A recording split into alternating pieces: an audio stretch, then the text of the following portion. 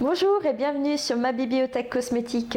Aujourd'hui, je vous présente un ouvrage de Michel Tardy qui est morphopsychologiste et qui vous présente son ouvrage L'histoire du maquillage des Égyptiens à nos jours.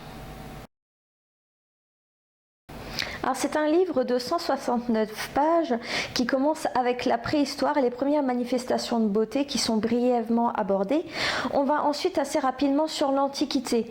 Donc on va s'attacher à expliquer dans quel pays, en Grèce, en Égypte, en Italie, au Chine ou au Japon, quelle était leur définition du canon, de la beauté et leur rapport à l'hygiène.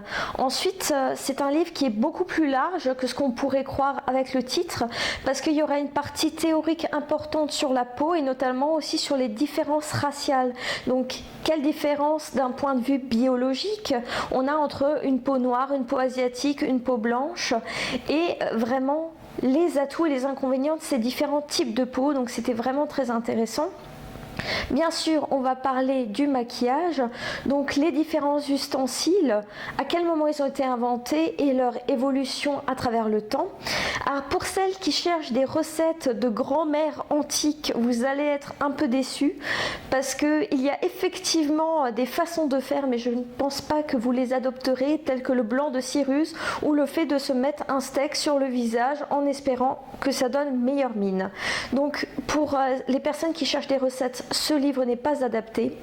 En revanche, pour les personnes qui sont passionnées de maquillage, d'histoire ou d'anecdotes, c'est vraiment un livre qui va se révéler intéressant.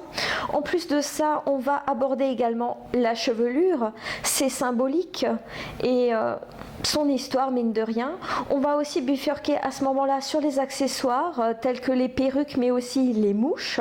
Donc ce sont des petits ornements qu'on fixait à différents endroits et dont les significations sont détaillées dans le livre, pour enfin finir par les modifications esthétiques permanentes telles que la chirurgie esthétique, le tatouage ou le piercing, leur signification et pourquoi ils ont pris autant de place dans notre société. Donc un livre historique, un livre anecdotique et vraiment qui nous permet de comprendre les symboliques des couleurs des différentes parties du corps et des raisons qu'on a eu d'aborder certains accessoires esthétiques et certaines façons de faire.